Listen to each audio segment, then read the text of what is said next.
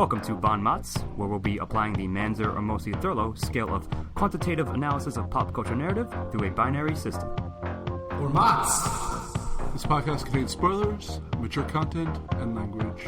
Viewer discretion advised.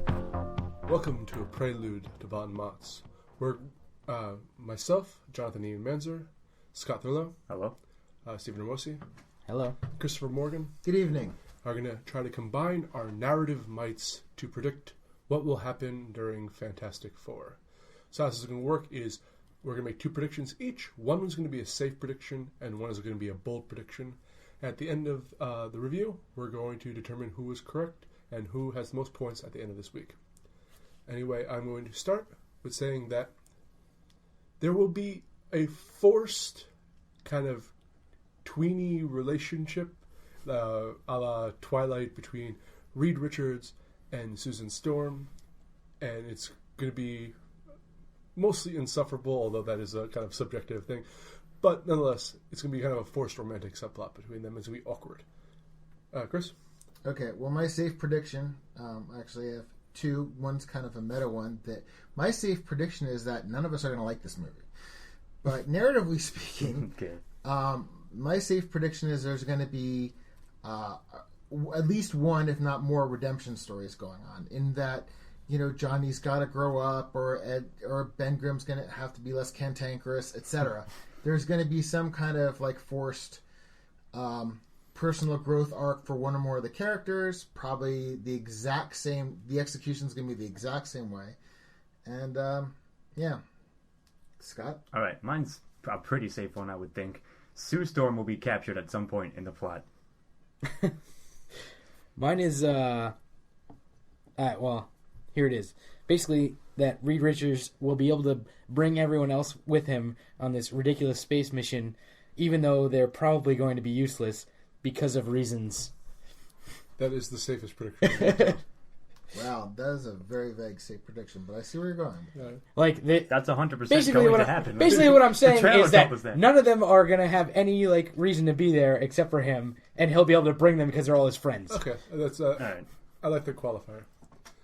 All right, my bold prediction is going to be that Doctor Doom is not going to be the main villain of the story. He might be a secondary villain. He might be the kind of behind-the-scenes antagonist, but the Fantastic Four are going to have to deal with another kind of like maybe like an alien in the world that they're doing. Their own teenage angst.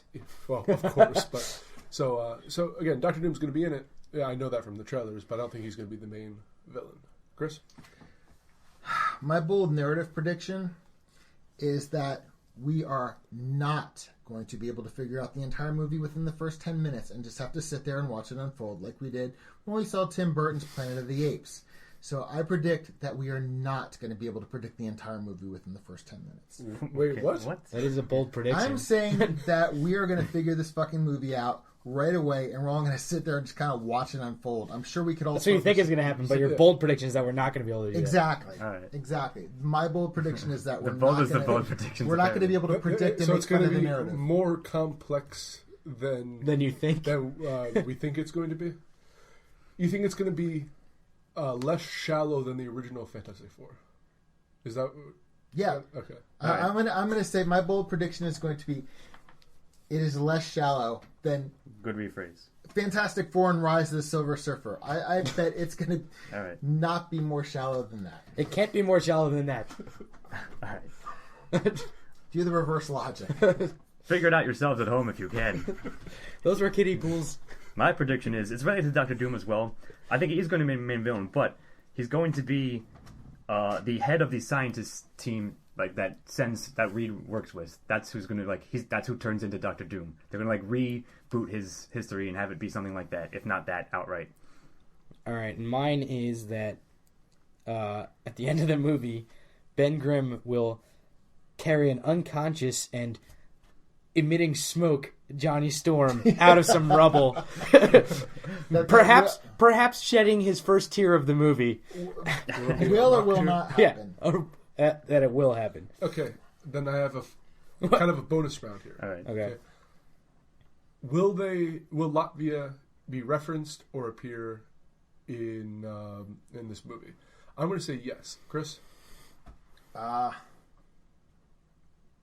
Probably. Yeah, I'd say yes. I think yes too. That's a really good one, by the way, and I like it. And I'm going to say yes. They'll probably name drop it. So after seeing the trailer, I hope that Latvia is a multi-dimensional place in the movie. That's pretty good too. That's not bad. But I think that's it. I think they're trying to ground it in real science. So, like, I heard that Reed Richards isn't going to actually stretch, but it's going to be more like some kind of optical illusion. All right. I don't know. We'll see. It's the dumbest thing I've ever heard. The whole movie sounds like it's going to be fucking dumb, but... Well, as you'll find out in a few seconds, we're going to be back with our review, and then at the end of the review, we're going to find out who was correct with the predictions. Tally these ones up. We'll see you in a few. Or MOTS! Hello, and welcome to Bon Mots. I'm Chris Morgan, and I'm here with Scott Thurlow. Hello. Stephen Ormosi. Hi. Ian Manzer. We are the Fickle Five. And Rich Perry. It's clobbering time. And today we are going to review the second reboot of Roger Corman's classic Fantastic Four. And Rich, would you like to give us a synopsis? The synopsis of this movie is Reed Richards is a dick. That's true. Synopsis of every Fantastic Four. Yeah.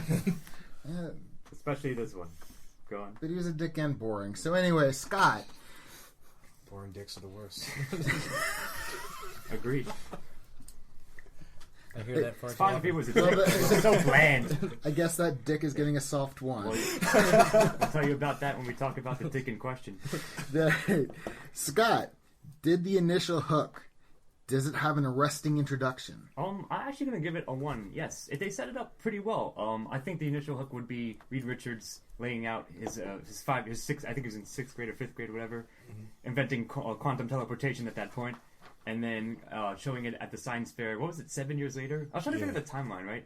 So it opened in 2007. Let's just talk about this right now.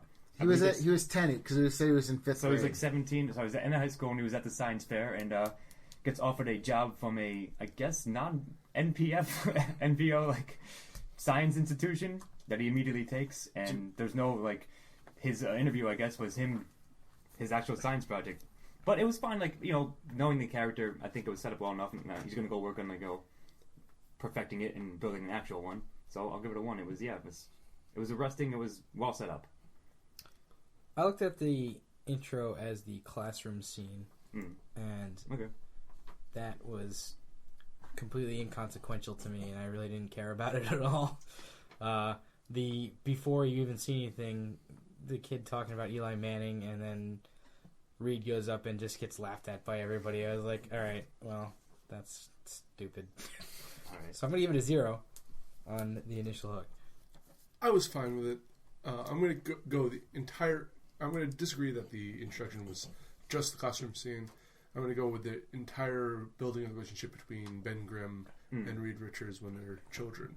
And I think that they characterize both of them well. You can see why these people from completely opposite worlds, or at least intellects, would come together. They have similarities with having both kind of poor upbringings. And I was kind of invested in their relationship, if not invested in either individual character. So I'm going to have to give it a 1. I think I'll give it a 1 too. Like, it explained Reed's motivations. Like you said, it explained his relationship with Ben, why that works, and it set him on the path he takes for the rest of the movie. Okay, and I'm going to give this a 0. From the first line of the film, it's black, and they're having who the film was produced by, whatever, and you have some kid talking about how he wants to be a hero of Eli Manning, and right away I was just like, ugh, how trite. And then it never got me back. So I'm giving a 0 because I just didn't give a shit. Because he's not a Giants fan. What? You're not a Giants fan.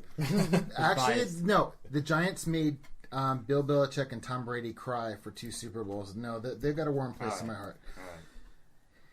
Steven, was the work tonally consistent throughout? No, and we just learned a little bit of backstory about this. Did some research on it. Director got fired before the last scene, I guess, was shot or something, or they redid it after he was gone, and it was really obvious that as soon as Doom like stepped out of the whatever the hell it was called, the ship that went to Quantum Gate. it was like a completely different movie than what everything else had been. It just turned into an action film, which, you know, I didn't mind the scene where he was walking through the facility just blowing people's heads apart, but it definitely didn't feel like the rest of the movie in that way. So I'm going to have to give this a 0 as well.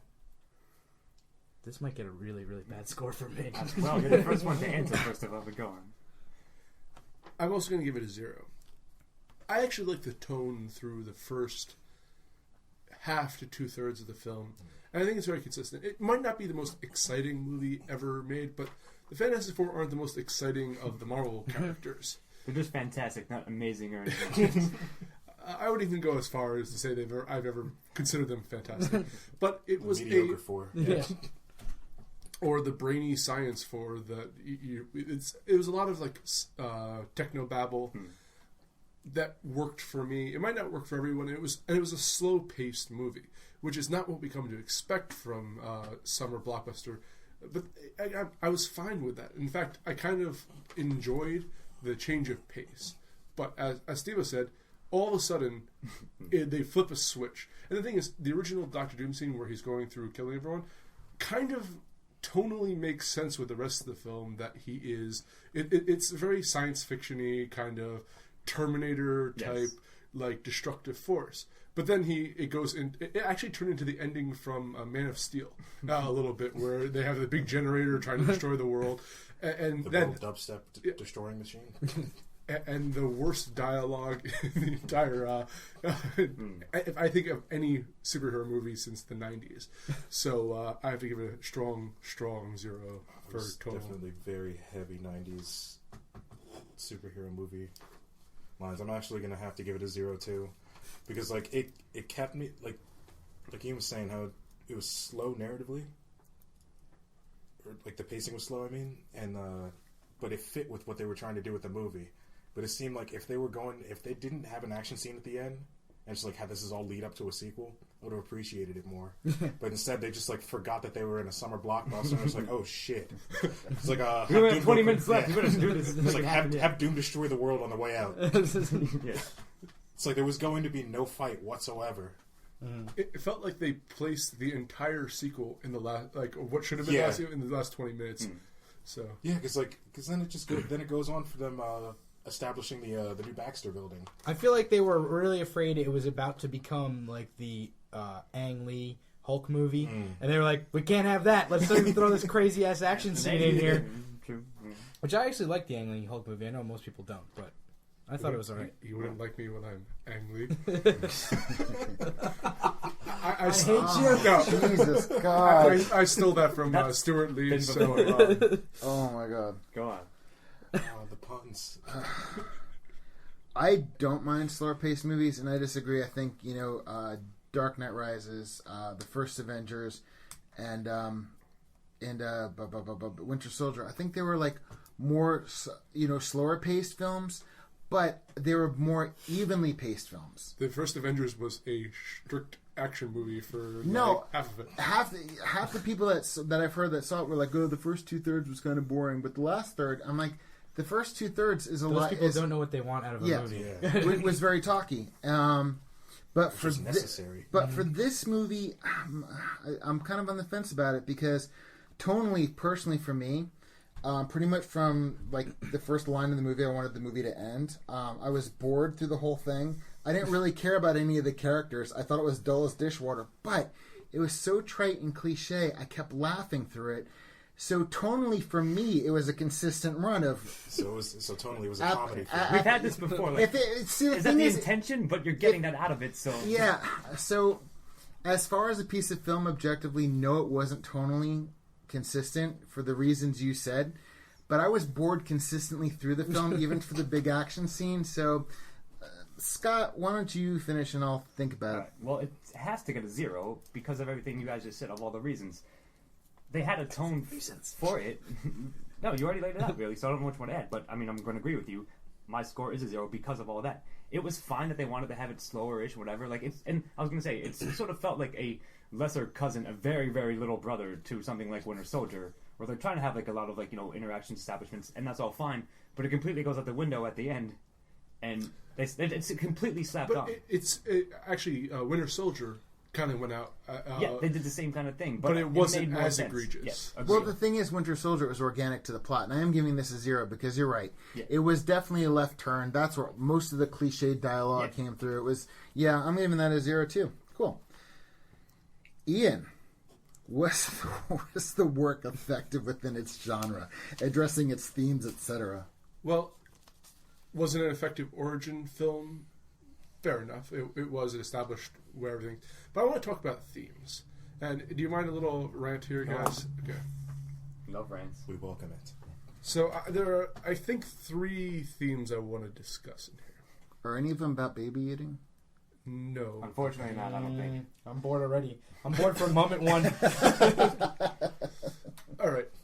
I did this kind of with Avengers, but superhero movies are about they're kind of fantasy for the watcher. You try to attach certain members of the audience to the characters within.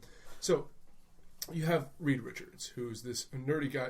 I kind of feel that this movie is sort of what nerds in high school want to think college is like. They're made fun of, they're not respected, they don't really have too many friends. And then when they get to college, they get to be doing important things. They're going to get the girl, like, all that. You have, actually, I think Victor Von Doom here is kind of the nerdy computer scientist, a geeky kid who's kind of a misanthrope. And I feel that he would appeal to those people who are coming to see the movie because, in a sense, he does achieve that goal. While in reality people maybe go into computer games to get that sense of power over their world, here he actually becomes a god of his own world. But there's where it kind of falls off. I don't think Johnny Storm was characterized well and didn't really have much thematically to him. Sue Storm, I'm unsure if any female watching this would find her as a kind of role model character. And I always kind of, what is the point behind Ben Grimm? Is it that if you're a working class schmo, don't befriend smart people because terrible things will happen to you? Jesus Christ. I love how you always pull shit like that out of the air. Some kind of. I was thinking about this for a while. So the next theme I want to discuss is anti-alcohol for teenagers. Why teenagers should not drink, because basically all the issue comes from a poor choices that underage drinking brings about. So I think that's a theme they're going for in there. And then finally the main point they're making is you shouldn't trust the military. That the government has secondary motivations, and I guess they wasted absolutely no time in being evil sons of bitches. Yeah. Private corporations' intentions are always pure. Exactly. So it's in a sense a pro-corporation film. So those are my themes, and you know Fox did put it out. Yes. So I think that overall the theme, especially the military one, does work. They do a good job, and it was sort of Ghostbusters in their kind of making the government an evil institution. And I have to give that a 1. Okay. My God. Rich. I think I'm gonna have to give it a 1 as well. I mean, if we were going if it's strictly in the superhero genre, actually no, I'm gonna have to change my mind on that. No, I don't feel it fits as a superhero movie too much, because they don't even consider themselves heroes. They consider themselves like mercenaries at best, and they don't really mention wanting to become superheroes until maybe the last 5 seconds of the movie, where it's more like an afterthought because it's called the Fantastic Four. For most of the movie, it's just them trying to figure out how to cure themselves because they can't control their powers. Which is kind of messed up because you never saw them once take off their containment suits either. So do they have to wear these things constantly? Yeah, yeah, seriously. Do they have to wear these things constantly or else? I think they actually applied that with Johnny Storm, that he is on fire unless he's wearing that. So he's like Cody from Venture Brothers. Yeah.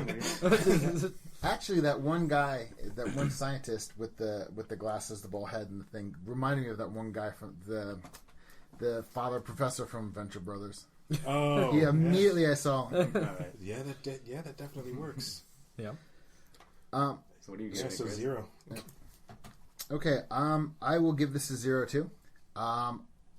For any movie, I think you should care about the characters, and for a superhero movie especially, you should rally behind them. And I just didn't give a shit about anybody in this film. I really didn't. So that's really all I got to say.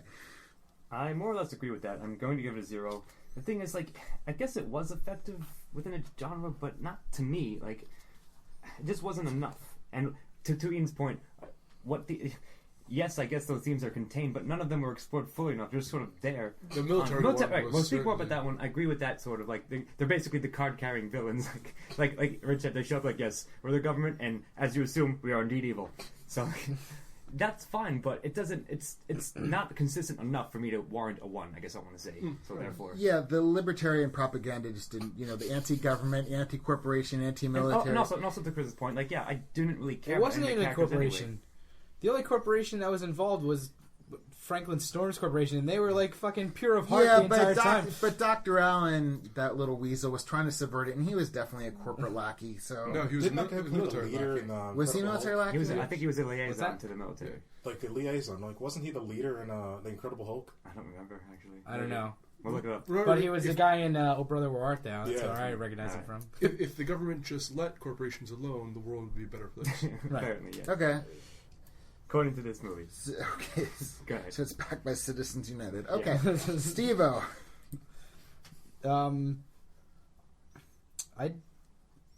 I'm not a fan of this movie. However, I am going to say that it addressed, as Ian mentioned, the theme of not trusting the government very well. Which you can agree or disagree with that to whatever extent you want to. Obviously, I think this took it to an extreme. But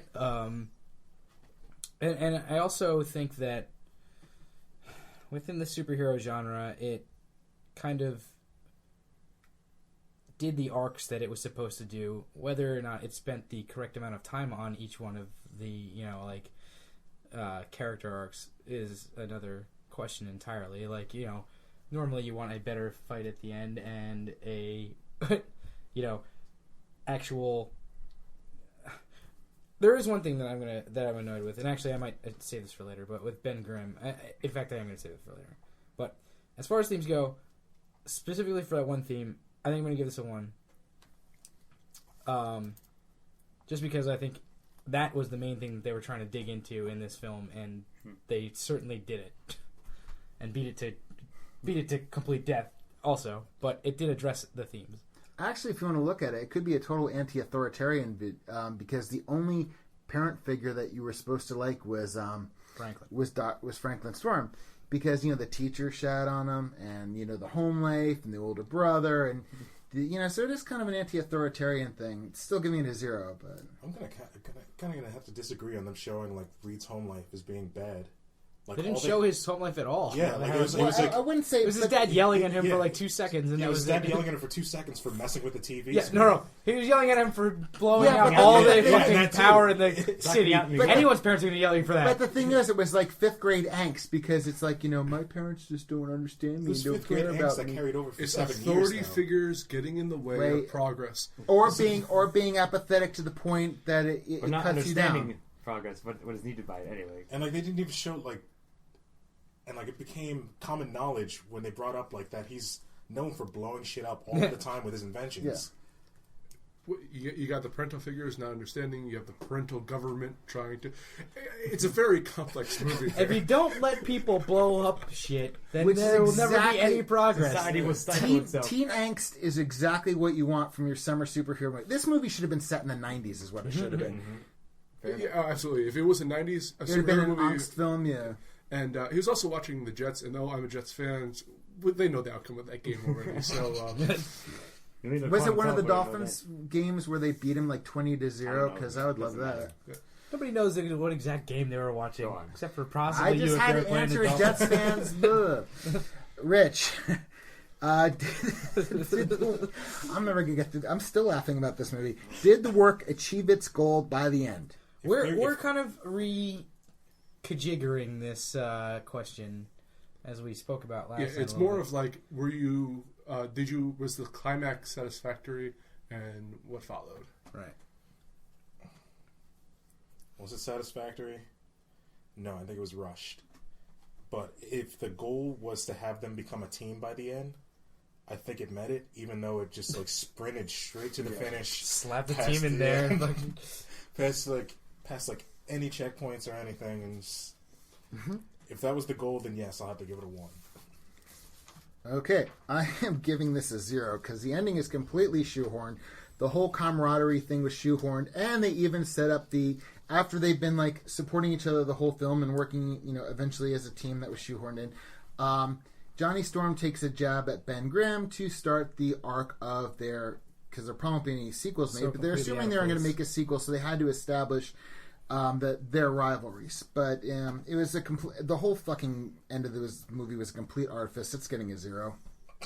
Scott. All right, see, so like, because of what you just said, I'm wavering between this one. They had a big battle at the end. Was it the greatest battle ever? No, but you're expecting that of a superhero movie, and clearly they also were like, we need to have this in the film, so they put it in there. Gotta put this in. And yeah, like as Richard said, that allowed them to sprint right towards the end and say, hey, we're Fantastic Four, and the end. Plus, I have to, if I can interject, it made sense that the fight was really bad. Because absolutely none of them have any combat experience. Yeah, that's true. Like, Thing just runs around punching tanks. I like that. Yeah, and Johnny's been chasing drones and throwing fireballs at stationary targets. So I guess we'll have to refine the question, as Ian was saying, because was it satisfactory? Not to me, subjectively, but I think it achieved what it was trying to do, even though that felt rushed. They had it in there. That's what they wanted to do. Isn't ultimately their main goal to make a satisfactory movie? Yeah, I guess, but to me, like, again, to us pretentious digbags or to the LCD, so that becomes that. But in all honesty, I guess I'm going to begrudgingly give it a 1 because I think it did, even though I didn't like the way they did it. I guess I'll say that. I am giving this a 0. I guess I'll say something about it too. The entire. Why the film didn't?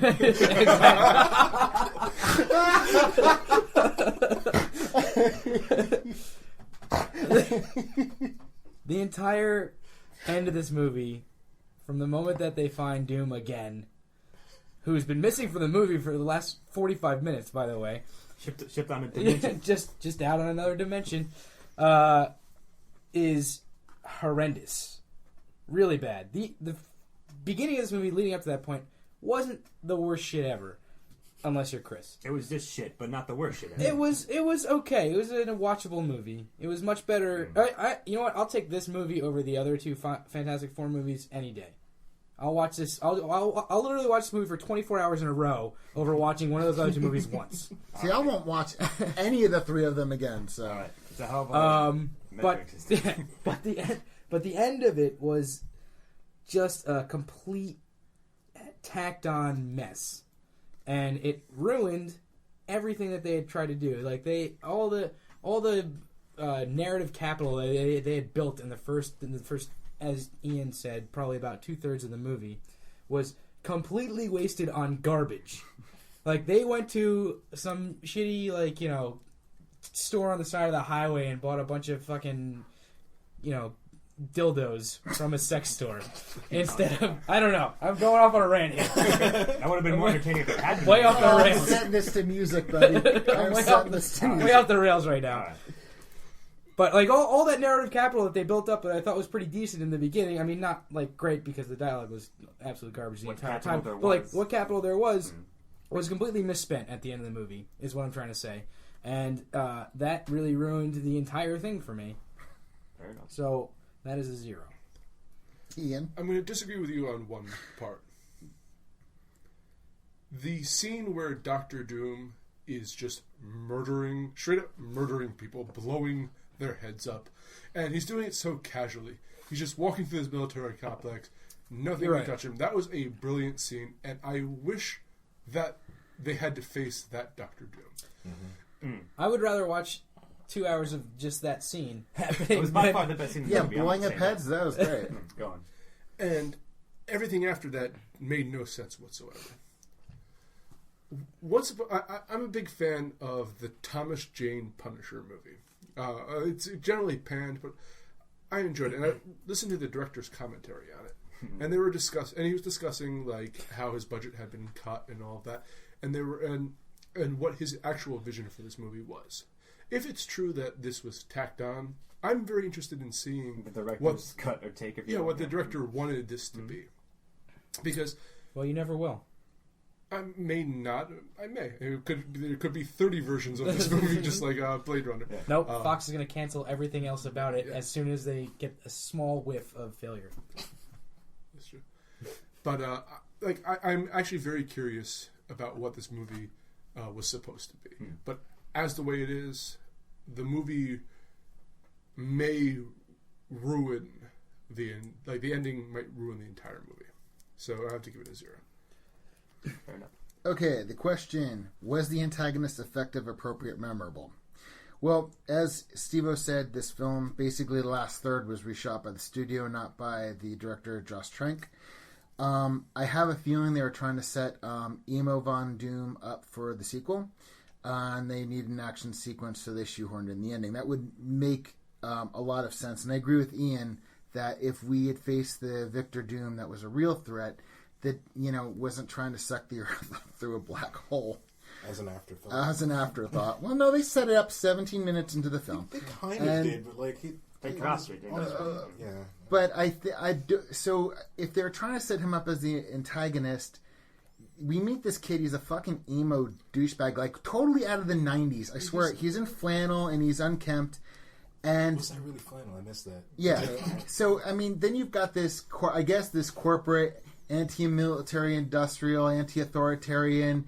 If that's the antagonist, fuck this. It's getting a 0. Scott? Okay. Well, by the way, I think you made up the flannel. I don't remember that. I could swear there's flannel. There was no flannel. I think you just put him in flannel because you wanted him so badly to be 90s emo, rocking out to grunge emo from the 90s. But that's exactly what he looked like. He was anonymous computer programmer. He had on face paint. He had eyeliner on. No, he wasn't the goth. He had 3 monitors in front of him, and he was playing a video game at the time, and had remote controls for everything in his house. He was controlling everything with his Google Glass, which was setting up his head exploding trick later. But yeah, I may have superimposed the flannel in there, but at least he didn't have glasses and drinking PBR and being hipster. I'm not sure. So. I would have walked out of that. I would have loved that. I would destroy the work, but I'm going to destroy the Earth because it's so cliche and so ironic. Can I have a PBR? It's even Franklin got in on it when he's just he developed this when he was younger than you. It's I was over quantum teleporters. I was in before quantum teleporters. Yeah, but so you wouldn't know what I'm talking about. My answer is going to filter something Ian said. I believe the antagonist, or two things, 2 big ones. One, of course, is the evilness of the military-industrial complex, that they're automatically evil, automatically exploiting people no matter what, and also resources. But also, poor drunken teen decisions is the antagonist, as you said, pretty much of this film. They wouldn't have gotten superpowers or fucked over or been intimidated, harassed by the government if they hadn't decided to get drunk and, hey, fuck it, man, Neil Armstrong is famous. Let's be as famous as him. That's essentially what they said. Let's teleport into another dimension! Yeah. I believe that was a line from the Martian trailer that we saw right before the film. Delivered better in that trailer than it was in the film. Absolutely. Yeah, and into the drunken midnight, hey, let's do this in a teleporter, that's taken from David Cronenberg's 1986 Fly. It's just I think the only thing it's a retread. It's something Ian also said, it's your vision of what coming from high school to college, you'd be like, yeah, sure, it's all well and good. You can make stupid, drunken decisions when you're in normal college, but not when you're fucking around with a quantum gate. So that's all. But it's my humorous thing. But the MIC definitely gets the one because they were definitely the antagonists about the film. As you said, Doom is gone from the plot for 40% of it or something like that. Even when he comes back. All right. So you're giving it a 1. Yep. I'm going to agree with you on a 1. For a couple of reasons, and they're all going to add up to my 1. None of these by themselves make this a 1, but with their powers combined, the military-industrial complex thing is just obvious and oppressive throughout. And that got a little bit of annoying, but I see what they were trying to do, and it was fine. I agree with you that the military-industrial complex was absolutely not the reason that all of this shit happened. It was just, like, teenagers being dumb and drunk and having, like, basically limitless fucking power. And, just wanting to plant an American flag, despite the fact that they're so against the government in this movie. They wanted to plant that American flag on the surface when they went there. The other thing was theirs, like they owned it, right? Not so much America, just that was their flag. Yeah, and then they had this random thing like, we got to get NASA involved, huh? The United Corporations of America. Yeah, well, yeah, exactly. There's no way they bought that flag. They stole it from out front of the building. Yeah, you're right. It's not even theirs. Go on. Anyway, the one last thing was that Doom, as an antagonist, had the best line in the film where he says, "There is no victor. There is only Doom." And I laughed my ass off. I felt bad for the 4 other people that were in the theater because I was laughing. No, that was actually a clever line. There is no victor. His name and whatever. I just took it as a straight up victory. Ghostbusters reference, and I was laughing my ass off. There is only Zoom. Whether intentional or not, at least you got that out of that line. It had to be a reference. It had to. It had to, but it had to. It has to be the military-industrial complex because Victor Von Doom, who theoretically should be the antagonist and is... He's against them, too. No, but the thing, for the first half of the movie, he's Reed Richards' rival, but it's not even a hostile rivalry. They kind of set up that they're both interested in Sue, but that goes nowhere. It's more like Tony Stark and Bruce Banner, where they're working on the same problem. Yeah. To bring a reference that only you will understand, Scott, it kind of you remind me of Pritchard from Deus Ex. Okay, yeah. Like he's kind of a dick, but is on your. He's not overly hostile. He's not working against you. He wasn't jealous of Reed particularly. They kind of had a mutual respect. They were getting drunk together before the whole thing. And he doesn't quite blame Reed for leaving him, which is where I thought it was going to go. That's true. He's like, you left me in this dimension. No, against me. Yes. In fact, when he gets back, he's like, look, I just want to go back to my little universe here. You destroyed your world. I'm going back to mine. I want to go back to my little garage planet to move things.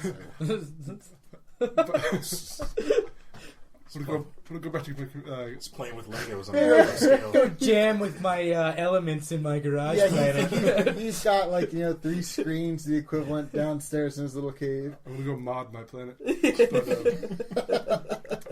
And then all of a sudden he decides, for some reason which is never set up, that he is going to open up a black hole. Somehow he has, by just shifting the rocks around, he opens up this dimensional portal. I was going to mention that later on. Hold on. If the military-industrial complex is the antagonist in this movie, doesn't that have to make Doom the protagonist? That's what the movie. If he had left his character to just wanting to go home and kill them all because he's powerful now, I would have said that he was a secondary protagonist. But because he has this random decision to destroy the world, it's shoehorned in. No, what I'm saying is the Fantastic Four are fighting to preserve the military-industrial complex at the end of the movie, and he's fighting to destroy it. So if the MIC is the antagonist, then he has to be the protagonist because he's trying to destroy the antagonist. See, if you pair that with what you said before about it would have been a more interesting film if Reed Richards was the true antagonist. If you made Victor Von Doom the protagonist, that would have been a very interesting movie. So I'm going to go ahead. You can't do that, though. There's no protagonist in this film. There's only antagonists. There is only Zool. So I think it's a 1 because, Scott has said many times, if it's such an overarching monster, it's a classic villain. You have to give it a 1. Rich, I will give it a 1, and only because I think the only villain in this movie is just poor decisions. This, yeah. I like the entire. You pare it down. That's exactly the entire thing starts off with a bad decision because Doom was just he was basically hold my beer and watch me do this cool thing as he scales down the mountain and just fucks it up for everybody else. Yeah, plunges his hand into a lake of living energy that he doesn't know what it does or It's they should have left when they put the flag in and it caused that crack that led all the way down. Okay, I gotta go. See you later. Exactly. And then like the military. Yeah, they were the bad guys, but like but only after they came back. Like before that, they're just like, hey, we're going to give this to professionals now and actually send like astronauts out and like be careful about this. The whole point of the movie was trying to save the bad guy. Like, the whole point of the end of the movie was trying to save the bad guy. Yeah. Like, oh, they fucked up. We gotta step in and save their asses. And they didn't in the end. Like, Victor killed everybody in that complex except for the Fantastic Four. By the time they got back, there's just a 3-mile hole in the ground where, like, not only the entire base and everything in it is just nothing. And, like, Victor wasn't even that bad of a guy. Like, I guess him killing all those people was pretty bad. But he was driven crazy by the energy. If they had never gone back, if they had just been like, all right, well, that was a terrible thing that happened to these 4 people that came back, and the one guy who we assumed died, and we're not going to go back to that fucking hell planet, then everything would have been just fine. Also, he was alone for an entire year. That too, yeah. Like, that'll drive anybody crazy, especially when you're on another planet being... And having godlike powers. Yeah. Mad, but, sir, you've got mad with powers. Yeah. Got mad with power powers. corrupts, absolutely. That's actually what the plot of The Martian is. It's Victor Von Doom. It's a lost year that he was stranded in. But, like, when he leaves, like, all he wants to do is just go back. And, like, I know Chris was saying that it was set up, but I only think it was only set up as a possibility, like never as a device to be used. And he's just like I would have had more respect for him if he just went home, destroyed the shuttle, and that was the end of it. They're just like, well, fuck, we're just like in a room full of dead military officials. We can go off the grid if we want to, but I could see that having been like the original intent. Yeah. So it's basically extreme Homeward Bound. He wanted like the Fugitive 4. Is that what you're saying? Oh no, I've seen. I don't know. Maybe they would have done more like of the military. Because then they could go even further in a second movie and like have them on the run, like fight, like maybe fighting against the government, or just like being. Also, before we stop with we're still on antagonists, right? Yeah. Yeah. Before we're done with this, can we discuss for just a moment how ridiculous it is that the main villain of the Fantastic Four for the last 60 years of their existence is dead after like 12 minutes of screen time? Just like completely fucking disintegrated in his own like... See, I like Ian's theory though that he's part of the planet now, and like with all those extra corpses that he sucked in through the. I would really like that actually if they did that, but they won't. You're giving you're giving like too much imagination for this. But also, none of those were Doctor Doom's powers. Like you couldn't like blow people's telepathically. That's true. I want to point couldn't telekinetically blow your mind. Like, yeah, I was waiting to apply that to another question. That was like a mix between Iron Man and Doctor Strange. Yeah, exactly. Like went off and trained with Morgana and got like sorcery powers to do ridiculous stuff. But yeah, like poor decisions. That is the villain of this movie, and I will give poor decisions a solid 1. You made a really good point. I'm staying with my 0, but kudos for you. Scott, were the main characters effective, memorable, appropriate? I'm giving them a 0. They were like mediocre at best, so therefore they were effective to the degree they had to be demanded by the plot, but no more, definitely no more, and maybe a little less even at points. So I was not enamored of them. Like I said, you got to care about the characters to give them, a good score, and I just didn't. They were okay at best, like I said. So I wasn't enamored with them. I didn't think they didn't grab me. Nothing about it. I didn't care about anybody's individual arc really, except Doom's had the best one if you count him as such. But I'm probably going to count him as a supporting character. So therefore, he's not actually a main character. Therefore, everyone else who qualifies, the Fantastic Four, get a floptastic 0. So I'm kind of split on the 4 characters. I think that Reed and Sue were fine. One worthy, probably. Not like a soft. They weren't amazing or anything, but they were good enough. I think Ben's backstory is complete garbage. And I was talking to everybody about this earlier. It's like, Ben is supposed to be a tough guy, but the only time he's ever shown being a tough guy is when after he changes into the Thing. Where you need that, like, pre-story for him. And you could do this in 3 minutes, where he's just like walking home from school with Reed one day. Some kids start beating Reed up, and he stands up to them and maybe gets his ass kicked or maybe beats them up. Doesn't even matter which one happens. But he stands up to some people that are like seem tougher or bigger or more numbers than him, and then he is the tough guy that's friends with Reed Richards. But nothing like that ever happens, Right. and he just turns into a thing, and then he starts fucking ripping tanks apart. He didn't even stand up to his brother. His mom came in. Right, and saved no, him. his brother beats his ass. That's the one. Like he didn't start crying. I guess is the one thing that If I makes would him have grabbed like that seem bat, tough. he was going to be waiting for him, just like bust his Yeah, kneecaps out. yeah, right. But nothing. He never actually fights anybody or No anything. pain. all the like that. little He's things not- they could have done. He's not the like tough little kid, or he's not the tough like later on Ben Grimm or anything like that. And then Johnny is just kind of pointless in this film. I agree with that. I don't think he has really any kind of story. Like they try to give him the racing background, but that was not. It was one scene where he's in a car and then he crashes, so he's obviously terrible at racing or building cars. He's racing a because shitty car. because his stupid car that he built with his own hands blows up, and then his dad hires him to build a fucking interdimensional travel device because he thinks he can build anything. If he could build anything, that car wouldn't have fucking blown up when he hit 8,000 RPMs. It was just welding stuff.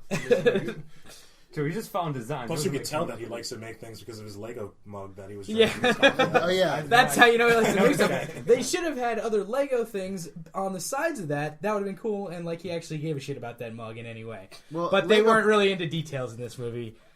Lego probably really wanted a set of the Fantastic Four. They saw the film and dropped it, and it was too late to remove all the Lego references. Fair to the enough. film. But I am going to give this a 1 because I'm going to count Franklin as a protagonist. I think that he is integral enough to the film to be counted as a protagonist, and I love Reggie Cathy in pretty much everything he's in. And he did a good job in this movie. I mean, as far as whatever he could, he worked with what he had, and he did a good job in it, as it. And I thought that the character was serviceable. He's the perfect dad voice. I He just does to have say the it. perfect dad voice. It's like every time he went into one of his rants, I was just like, Oh god, I have to listen now. This is a weird movie for me because I feel it's like a tale of two movies. They do all of this build up at the first part, as you were saying, Steve-O, and then it doesn't matter in the second half. So the whole racing thing, the whole aspect of Johnny Storm feeling that his dad loves the adopted daughter more than him. Right, none of that comes out. Ben Grimm's past and the characterization of Ben Grimm as a child and the Ben Grimm as the Thing are completely like they're two separate characters. Nothing of that translates over. I guess Reed Richards is the most consistent of them, but he kind of does the I remember Edward Norton's Incredible Hulk, where he just in Panama for some reason and on the run, and which is in a sense out of character almost to the Reed Richards from the comics. And then Susan Storm was fine, but I think she would have been better serviced by a better cast around her because she kind of played that cold. She wasn't a strong enough character to rest the entire movie on, and the rest of the cast wasn't strong enough to support it. So I agree that the Franklin Storm, you convinced me that Franklin Storm's the protagonist. He had some corny lines, but they kind of lampshade that he's about to give one of his speeches. Yeah, he's giving a dad speech, you know? I think that was a poor man's Ant-Man thing where, in my memory, that was a great speech. He was like, here comes the speech. And, I think Victor even says it, that was a great speech. But it was just, didn't come off as well, or as clever. And going. But overall, I think it worked better for longer than it didn't. So I'm going to have to give it a soft 1 on this. Rich? I think I'll just go down the list. Were they effective as main characters? Yes, I guess they were. I mean, they served their purpose. Like I said, the plot demanded they be just as effective as they needed to be. Yeah. That's what I said. Were they appropriate? I mean, a lot of the characterization that they had, even before, even during the beginning of the movie, I think too much of their characterization was shown in montages or time skips. Yes. Because like you had the bonding between the four of them, like while they're building it, they were very vague about how long it took them to build that thing, even though it obviously took months because his arm is out of a cast. Yeah. By the Well, his time arm was immediately out of a cast. He was like, The next shot can you of the weld? He was montage. like, yeah, shit, yeah. Takes the cast out, throws it behind him. It's like, can you Fuck weld? yeah, I Camera can pans weld. back. He's just pulling down on the flesh wound. Yeah, exactly. That's all right. Go Like ahead. an 18 montage. Yeah, and like I love that they had Reed run and like try to do his own thing to bring them back, but I think it sacrificed having them be like under the thumb of the military and bonding over their shared lab rat status. And like even when, because like you could kind of see some of it with Sue and Johnny, how like Johnny, they've been there for so long that Johnny's just like given up hope on ever being anything more than a pawn for them. He's just like, oh, I'm going to make the best out of it. Oh, I can get it to my takeoff down to 5 seconds if I try hard enough. It's like, aren't you proud of me, Dad? Just try hard enough. And then Sue's just, and Ben is just off doing his own thing, and then like they kind of feel bad for him, but Just they murdering people. Yeah, but they understand.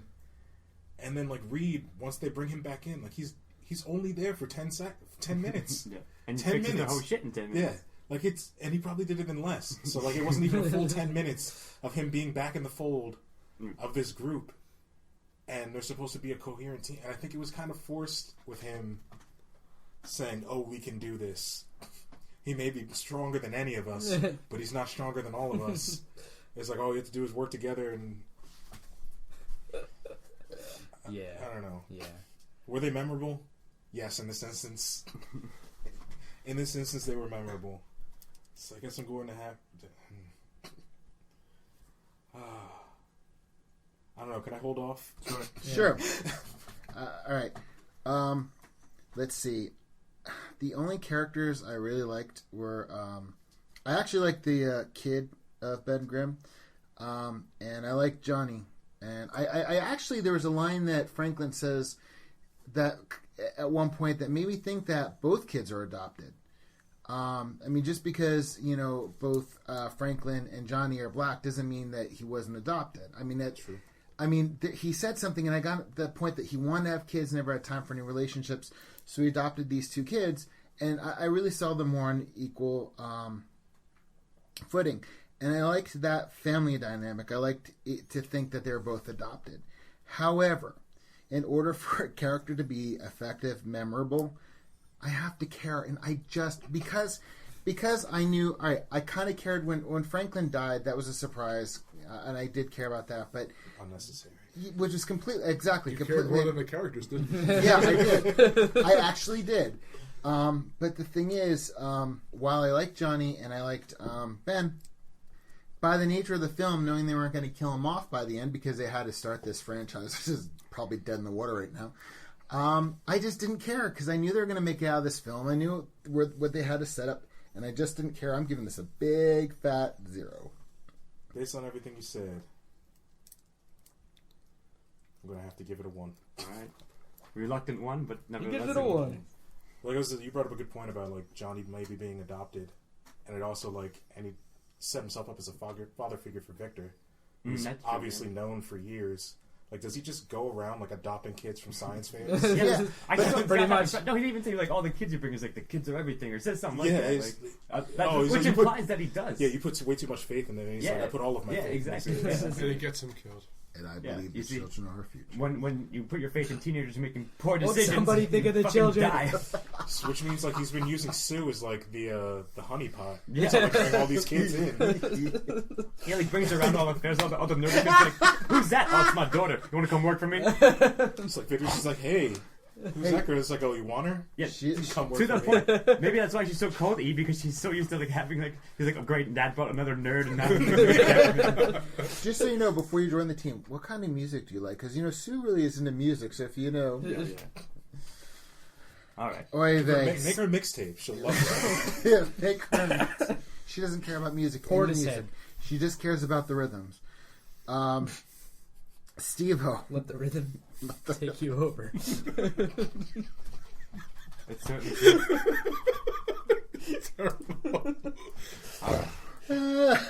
Yes? I'm sorry. What? Okay, Steve-O, was the supporting cast effective, memorable, blah, blah, blah, blah? I was not... Well, I've basically given protagonist and antagonist, the Fantastic Four, Franklin Storm, Dr. Doom. I guess that's it so far. So this is basically breaks down to the teacher. These are the only ones that I remember. The teacher, and I saw this movie 25 minutes ago. The teacher, the guy from Oh Brother Where Art Thou, that was like the government Harvey, lackey. I think was his character's name.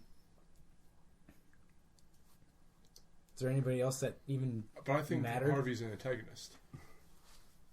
He's part of the military-industrial But complex. he's the representative. He's the for face of the it. entire- He kind of made it known that like he had no power whatsoever on what they were going to do. Yeah, he was And he just like a lackey. made that impassioned speech to Franklin. It's just like, just roll with this because even I have no say in what happens now. Yeah. It's like, all right, like things could get worse if we're not involved. Either way, I don't really give a shit about either one of those two. I don't Fair enough. like. I didn't the entire movie. What? I mean, maybe you guys will remember some other supporting cast that I am just forgetting right now. No. Nope. But You pretty much covered it. but that's pretty much it, I think. So 0. The Hot Wheels car, I guess. The toy plane. I have to consider Von Doom a supporting character. Because he's only in the movie for like the first half and last 10 minutes. So, and I think he's a very interesting character. I wish I had seen more of him, or he had a better conclusion.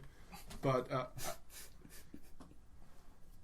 he was perhaps more interesting than all the protagonists in the film. And he had the most interesting scene, which was the hallway scene where he kills everyone. So I have to give that a 1, even though there is no real other supporting characters. It's like, yeah, Victor was my favorite character in the movie. Maybe that has more to do with the actor than anything else. But like, yeah, if he's like, I can't really remember any other supporting characters except for, or like guy on microphone number 2 that was behind the glass talking to Johnny. Yeah. And like they all kind of blurred together. Like all of the military suits were just that suits. Faceless Soldier Yeah, and General number 5. Yeah. And even I think that one guy that was talking to them at the end was there at the. Oh yeah, like one. I think 2 of them were at the base board one. of generals or whatever. Yeah, all that, like yeah. he was. They came back at the end, but that was. But if Victor's definitely a solid supporting character. The movie should have been about him.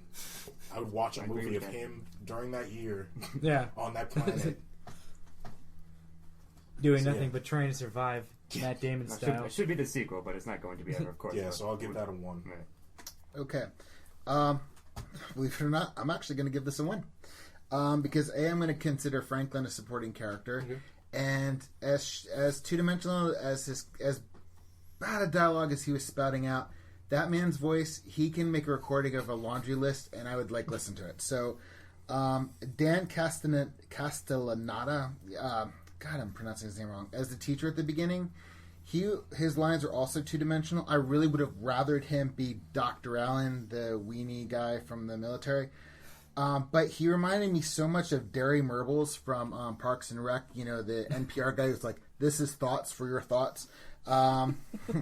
And I liked Victor. I liked Victor Von Doom after he got out of the emo thing and became a superpower evil emo. And I love the fact that he blew off everybody's heads. That entertained me. In these 3 characters, the teacher who's in the movie for less than 5 minutes. It's in 2 scenes. Yeah, 2 scenes. Victor, the parts I cared about Victor and the parts I cared about Franklin, I'm actually going to give this a 1 for. Okay. I am too, so you guys basically, I'm talking after you, but I count Victor as a secondary character. He approaches protagonist, but because he doesn't quite reach it, he's definitely the best secondary character by far. And I count Franklin Storm as well as a secondary character. I know you made a decent case for a protagonist, but I think he's also a very solid, perfectly fine supporting character. And as you guys said, does the best with the lines that he has, which we'll get into soon enough, the dialogue thing. But overall, just based on the strength of those 2 alone, secondary characters will get a 1 from me. Okay, Ian. The dialogue. A 0. You can go. I'm not going to even say anything about it. Rich?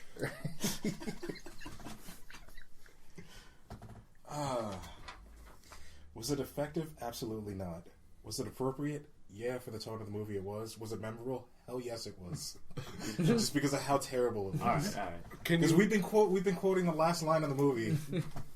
But can you quote anything else? Like, it's all. Yeah. All right, go ahead. Only Zool. Only Only Doom. It's like it was memorable for me because of how hard they tried to shoehorn all the references to.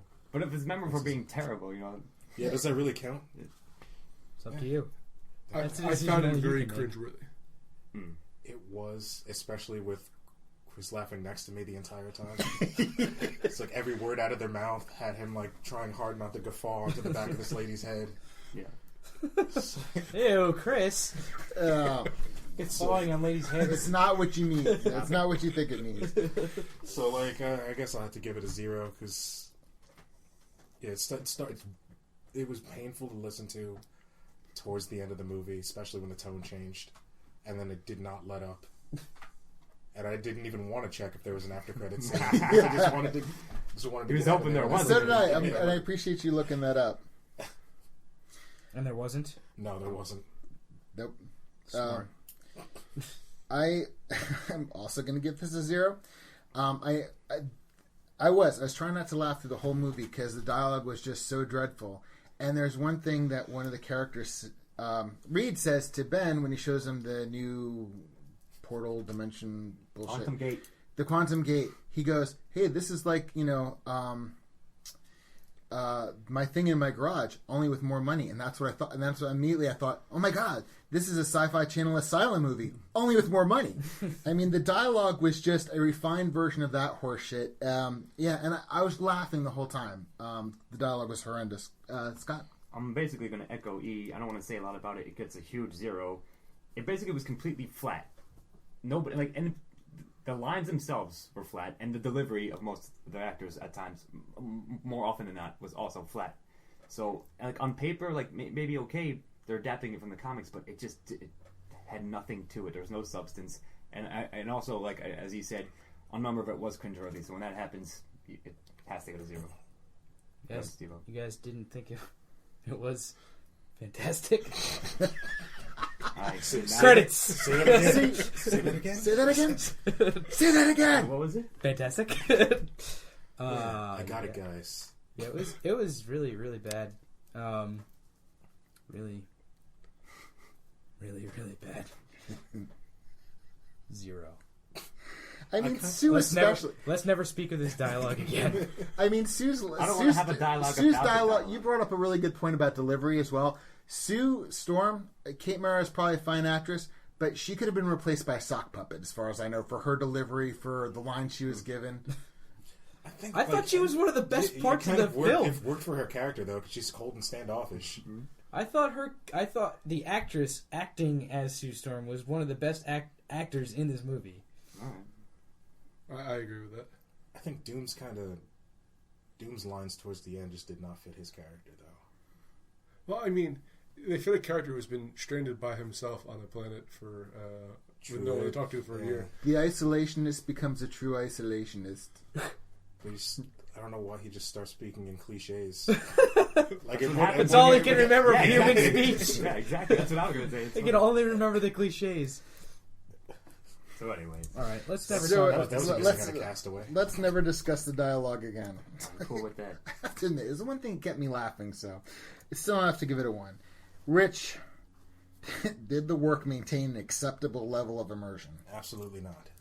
The tone change was so fast that I got whiplash. Just like sitting there in the seat. Felt like he was in another dimension himself. Yeah, like there's no lead up whatsoever to them like switching lanes from like that slow, like thoughtful kind of character focused movie to big summer blockbuster battle that only lasted for like 3 minutes. Like there was no. We didn't have a big battle, but we don't have that much money left. It's like they had a big battle. They had a problem for all of 5 seconds, and then like them working together was just kind of them doing exactly what they were doing, but just kind of switching jobs. No, doing it at the same time. Yes, Right. doing it at the same time. Okay. quick, sell your comic books. We need one more action. We need The big difference. I don't know, the Sue Johnny combo kind of worked, where like she encased one of them in like one of the fireballs and Oh yeah. like lit him on fire. That was pretty cool. And I guess making the Thing invisible, even though you can fucking hear his big ass 3 miles away. Sue was the most important member of the team. Yeah, she Her was. powers are most effective in that fight. I'll agree with that. And then Reed did jack shit. He punched him once. He pulled him off of the rock. I guess he kept his focus. He threw him into the ravine. That's what, that's really funny because at the end scene where he's punching him, I thought of like Red Letter Media's Plinkett review with Generations, where he's like, "Come and help me punch Sauron." And I'm like sitting here going, "Yeah, this guy would go get Captain Kirk to go help him punch this guy." It's He did his very best Dalsim impression for that fight. Okay. So yeah, 0. Okay, I'm going to give it a 0. My immersion was broken from the first line of the movie, and it never got it back. I don't count laughing at the movie to be immersion because I'm apart from it. So, yeah. Well, if you never had immersion, was it ever broken? Oh, wow. Well, how very metaphysical. That's a really good question. Too long to answer. I'm going to give it a 0. Scott? I, of course, am going to give it a 0, and I'll give 2 quick examples. We might have touched on this earlier. It's when the montage starts happening. Hey, Johnny, come back and build stuff for us. Okay, can you weld? Yeah, with a broken arm, apparently. Oh, now I'm fine. I guess, sure, maybe it's supposed to be a time jump, but it wasn't done transition well enough. And also, I feel like it was just a camera turn. Like, it was like, Yeah, all right, now we're looking over like, here. Now we're yeah, back on Johnny. Reed- Now his arm is fixed for some no, reason. Reed was like, I need some help welding, and like that implies he was helping him then and there on the spot. But anyway, and also, as cool as it was, I agree. Like the Victor's scene when he gets brought back from the dimension he's being held and he breaks out. That was all cool, but his powers were completely, like, as you said, like, not Doctor Doom's powers. So that brought up, like, Doctor Doom can never do any of this shit. Like, they're shoehorning all this in. But as he was like breaking the sniveling corporate guy or a military guy, I was going, blow up his head. Yeah, well, blow up his head. I I don't think they're going to do it. I hope they blow up his head. And they did, and it was. I was it was happy cool, with that. but yes, it still didn't, doesn't mean it didn't break my immersion. It was basically fucking was the guy from Scanners at that point. Yeah, It's not exactly. Dr. Doom. But he was Scanners and Dr. Scanners. yeah, Dr. Scanner or Dr. Michael Ironside. Just with a dash of Neo. Yeah, exactly, kind of like that too. So anyway, all those reasons. There are other various minor things throughout, but it just did not keep my immersion, so has to be a 0. There wasn't much immersion to be had in this Right, film. and but whatever there was was- we're supposed to have But there is was gone. one point where there was a very obvious, like, screw up. I mean, the cast, or the sling thing with Johnny was on purpose for some stupid reason. Like, that was just dumb. But there was a point where Reed is talking to Sue in the library, right when, like, he first gets there to the Baxter building. And she has one headphone in because she's listening to him. And it's like, the other one's like dangling. It cuts back to him, and then it cuts back to her, like, very quickly. And she's got both headphones in, she's getting up and walking away. Like, no chance, she would have not had a chance to put it Continuity back error, in. Yeah, is it's what just you're a saying? major continuity fuck up. I'm gonna have to go even one further with her. Like her hair changed throughout the entire movie. I was That going too, to say yeah. that too. You can tell which scenes were filmed when because like she'll like have He had like tied back half yeah. brown hair and then like went and got a dye job between scenes Yeah. and then her hair grew out again. It's Yeah. like maybe that's That part of her doesn't- mutation. She's a teenage girl. Yeah. She's But that goes 15%. into some minor, like the minor things. I noticed that throughout, and so like I was like, what the fuck? It's odd. Go ahead. I guess I didn't go into this movie expecting much, so I forgave a lot of the minor nitpicks in it. And I was actually watching, like, again, the first half to 2/3 of this. I'm like, wow, this isn't like that bad of a movie. It's not great by any means, but like, it's worth a watch. And then the last section, it was Completely different. awful. Yeah. So I'm going to give it a 0. Okay, and last question to me. Would I recommend this movie? Well, I have to be honest with you. This movie subverted my expectation because I really thought I was going to hate it. And in order to hate a movie, you have to care about it, and I really didn't. I would not recommend this movie.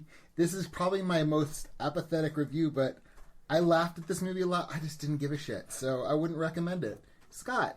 Neither would I. There are certainly way better superhero movies to see. This one is mediocre at best. Maybe if you do want to chuckle at how like bog standard like. You know what it's good for? To watch home on video and do an MST 3K Yes, on it. exactly. That's pretty much all it's good for, I would say. So yeah, I would not recommend it. It's getting a 0 from me. Skip it. There are 5 other superhero movies easily that I can name that you should see beyond this.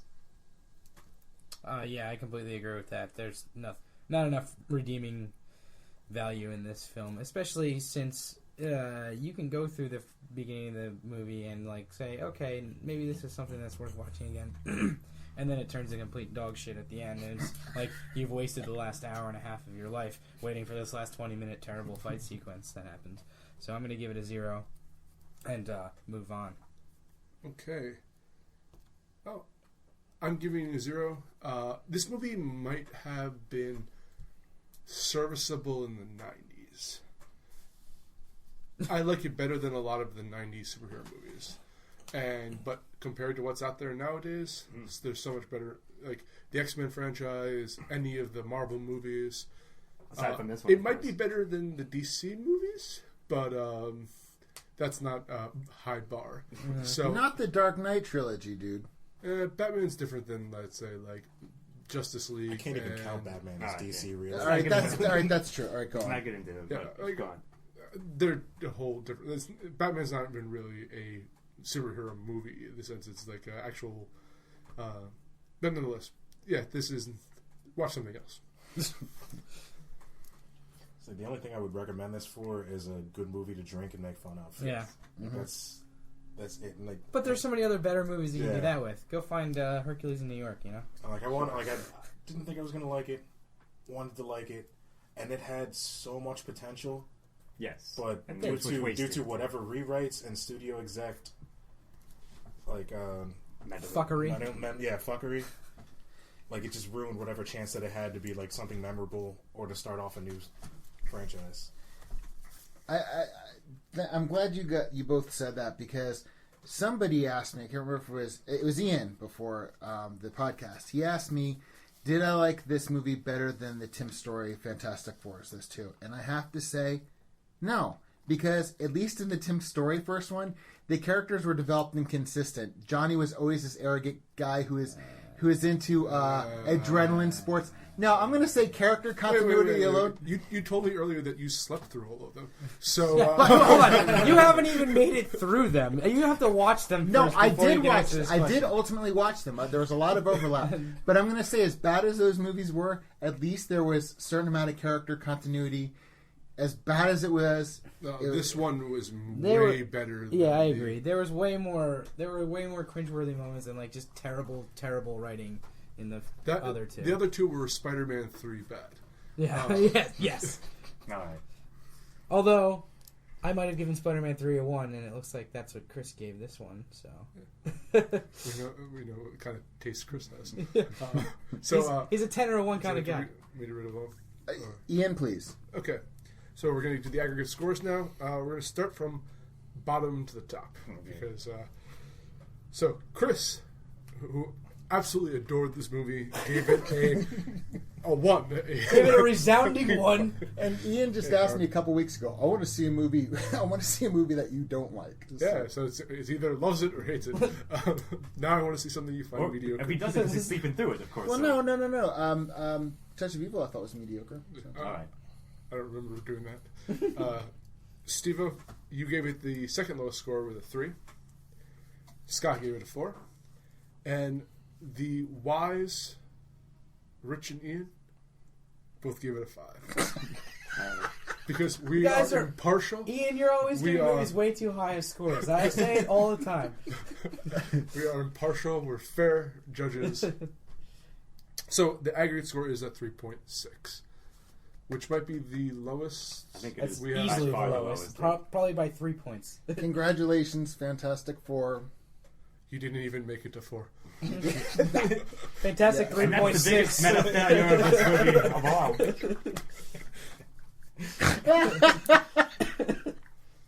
Fantastic 3.6, Brian. Okay. Does anybody have any more knives to stab into this thing before we sign I out? think we pretty done much enough. slaughtered this. Well, we got to do predictions. Okay, well, that's it for Fantastic 3.6. I'm Chris Morgan, and with Scott Thurlow. Flame off.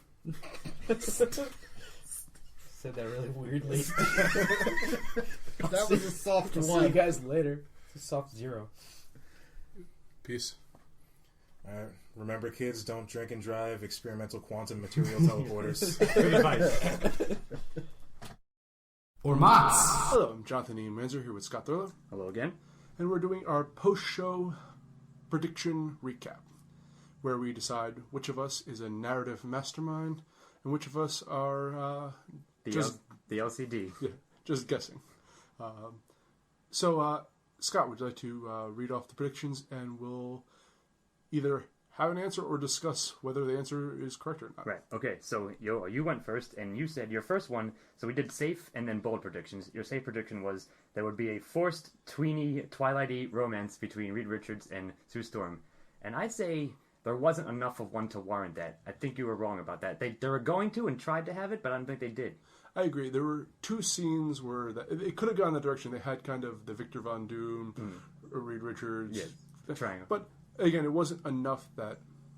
So I'm going to agree with you. Agreed. So you were not correct on that one. Your next one was Dr. Doom is not the main villain, and I think that you were correct on that. He was not indeed. Yeah, we discussed that in the review. Just So. yeah, you can see what we thought the main villain actually was, but I think he was not. So you're right about that one. All right, next up, Chris said there was going to be at least one redemption arc or story. Now, I think he's right because Reed Richards sort of had one. Broadly. He did attempt to give a impassioned speech, so sure, we'll give it to him. All right. And then his other one was, this is the odd one, he was flustered, or like, he phrased it oddly, but it came down to, we were not going to be able to predict the entire plot of the movie within the first 10 minutes. And in fact, according to his own clock, it took him 17 minutes to predict it, so therefore he was wrong about that. Yes. Alright, next up, Steve-O predicted that Reed Richards would take along his scrappy team who would be useless, which in fact the opposite, I think, was. He was basically the most useless and in fact abandoned them, so he was completely off on that one, the opposite end of the scale. So, Steve-O, wrong again. And his other one was that in a scene, the Thing would carry a hurt Johnny Storm out of a burning debris or ash pile or something like that, and that did not happen at all. No. Didn't see it. So, Steve-O, doubly wrong, no idea what he's talking about. And my predictions were, the first one was Sue would be captured, which did not happen, so I was wrong about that. The second one, I think I'm right about, I said Dr. Doom would be part of their scientist team and not like a villain out of nowhere. Yes, And I he was. was. So that's 3 1s for Scott, Chris, and myself, and 0 for Steve-O. 2 huge which zeros. I could have predicted right off the Yes. bat. So there you go. That's our post predictions recap, and now you can see who is better at predicting narrative and who is not. We're going to keep this running over all the movies we see, or the predictions, so that in the end we can see which of us is the true mastermind. We shall see. Thanks for listening. See you next time. Bye-bye. This has been Bon Mots. Thank you for joining us. We'll see you next time. Music and editing by Chris Morgan. This has been a Lost Cinemas production. All rights reserved.